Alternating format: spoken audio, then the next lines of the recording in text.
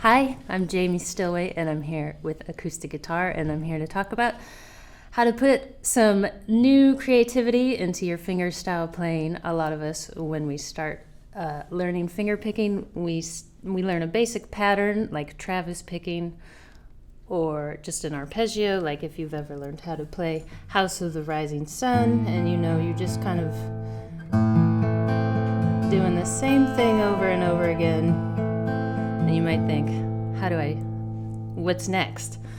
So hopefully we've got some examples here that will help you start putting your own style in your fingerstyle playing. First, we're going to start with major scales.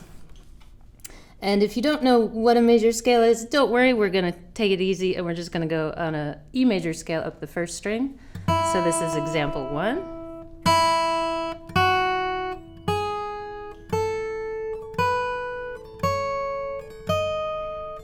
And notice I wasn't too concerned about which finger to use. I just used my first finger because this is going to get challenging in just a second. Okay, so in example 2, the next step is to add a bass note to the notes of the scale that you're playing. And so what we're going to do is we're going to pinch each note at the same time, which is just, I call it pinching, just playing this first string and the 6th string in unison. And so, again, nice and slow. And I'll go back down.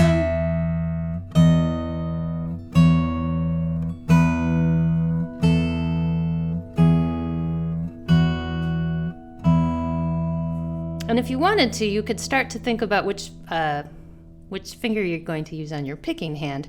So I just used my index finger and my thumb the whole time, but you could start to think about alternating between the two, because as you increase your tempos, you're gonna need that. So you could do.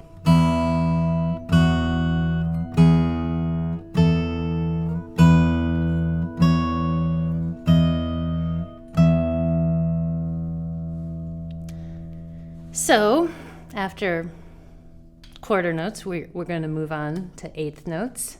And in example 3, what we have is, I call this every other. So every other note of the scale is going to be a pinch. So you'll have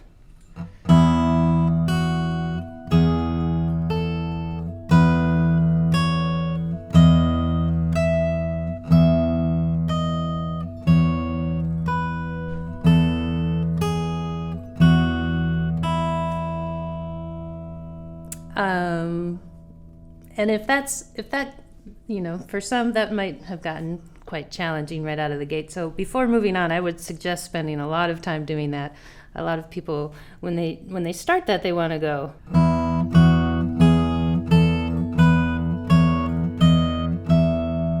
And we're trying to have 2 separate voices. So also, if you're going to play 8th notes and you're going to start to go a little faster, this isn't the most efficient way to play it when you're going up 1 string. So in example number 4, we're going to move the same scale, our E major scale, as 8th notes, but we're going to start on the 9th fret of the 3rd string, and so we would have.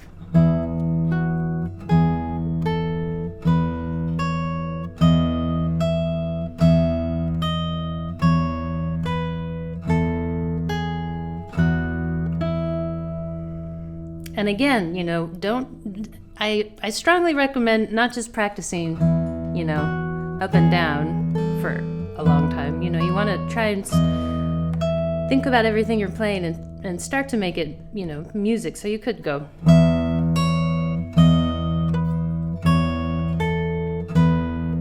Or whatever.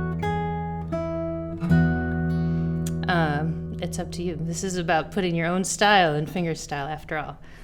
So example 5, we're moving on to 16th notes. So now you're going to have 4 notes over 1 bass note. So you're going to have.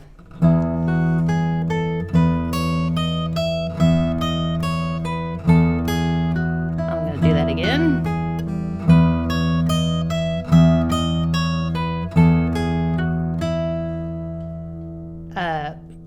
it seems like a nice time to talk about these exercises in conjunction with your use of a metronome.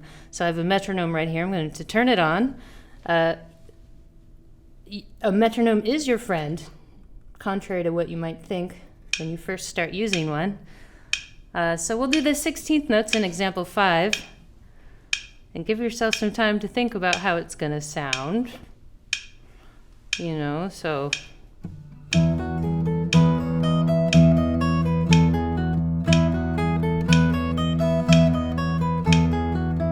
I always like to pause and give myself time, like say I'm going to go back to example 4 and I'm going to play 8 notes now.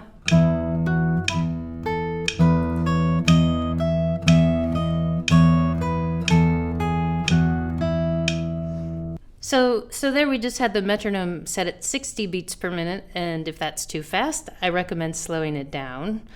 So example number 6, we have triplets. If you're into playing Irish music or something, these happen, or blues. The triplet field happens a lot in blues. So you have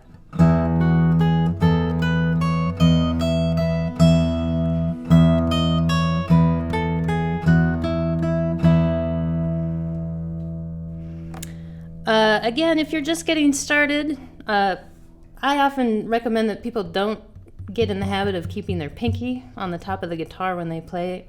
I know that everybody has an opinion on this. Personally, I think it's better to get used to having a free-floating hand. I often call that the Pinkie Kickstand. So try and keep that up in the air if you can. With regard to the pinky on the top of the soundboard here, I think that it's best not to have it, because I think if you get in the habit of holding it on here, you're going to possibly develop a lot of tension all the way up here through your forearm. So again, it's nice to have it moving freely about the cabin, as it were. So for week 2, once you've got your E major scale going up the first string down pretty well, it's easy to add a harmony note, such as example number 2, we have...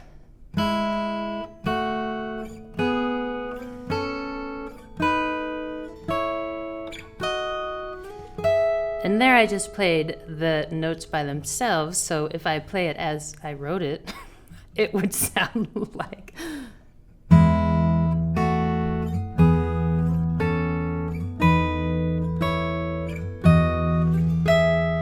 And also what I've done here is I've switched the bass note to half note, so you don't always have to just keep this going unless that's the sound you're looking for. So again...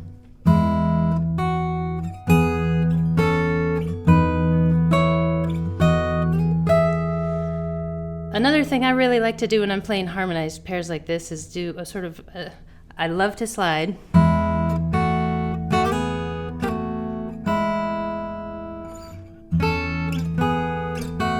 can't get enough of that. And also another idea you could do is sort of stagger your picking with your right hand a little bit. So you could do something like...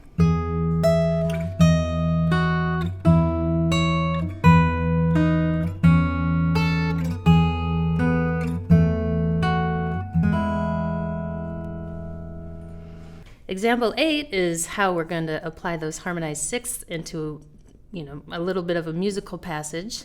So we have...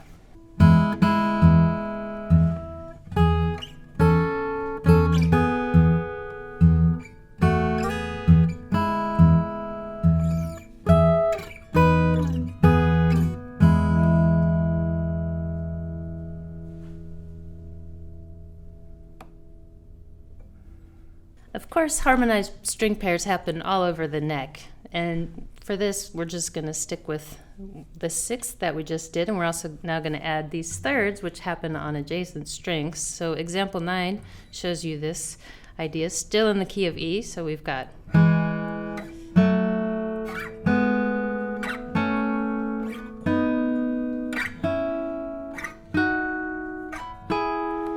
And again, you should apply this to all the things you've learned up until this point, so you could practice your quarter notes,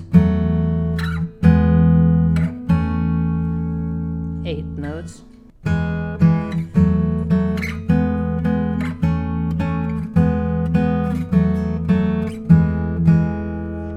whatever you want to play. important to note, these shapes in example 9 are going to show up in next week's workout for our banjo rolls. So I would spend a lot of time and make sure you really got those under your fingers. Now we're going to look at banjo rolls on the guitar, and some of you might be thinking, why on earth would I want to play banjo rolls on guitars? I think that they're pretty easy to play once you get them in your muscle memory, and when played at a very fast tempo, they sound pretty cool, in my opinion. So to start with example number 10 here, we're just going to go really slowly. So I think about this pattern as thumb 1 2 thumb 1 2 thumb 1. So when applied to the open 4 strings, the top 4 strings, we have example 10. So we have, and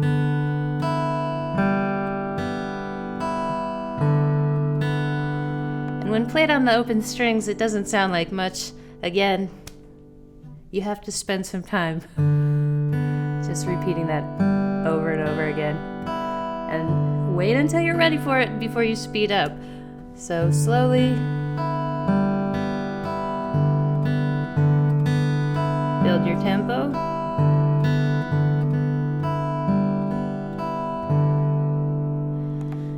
And then example number 11 shows that when applied to our harmonized thirds that we learned in example 9. So we would have,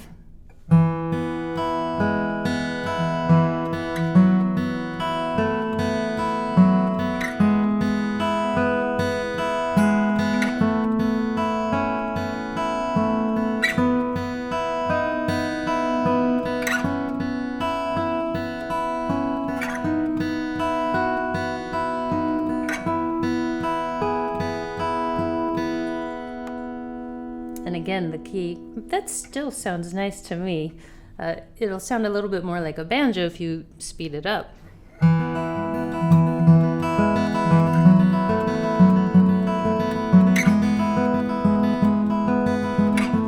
then I'm gonna go even faster.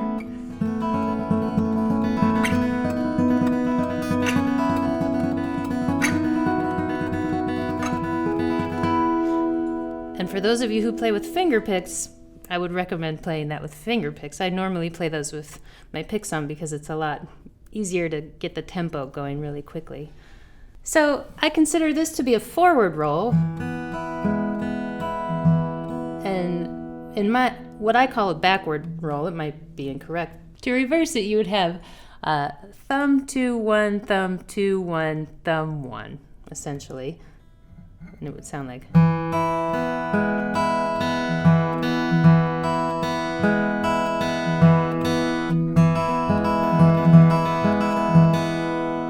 just a different sound. You can try it again.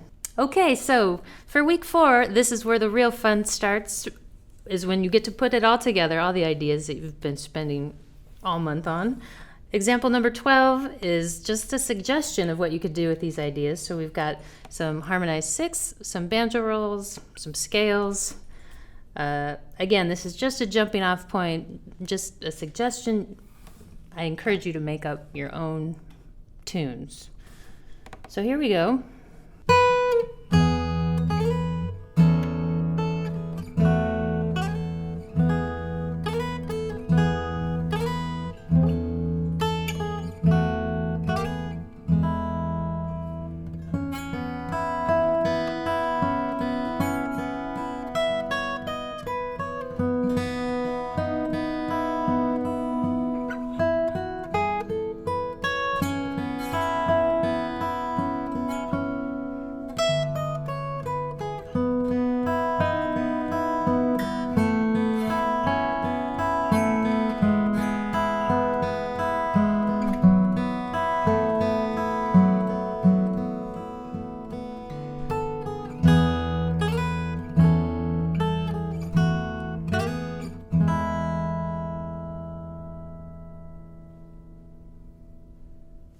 Remember, go really slowly through all these examples. Take your time when going from week to week.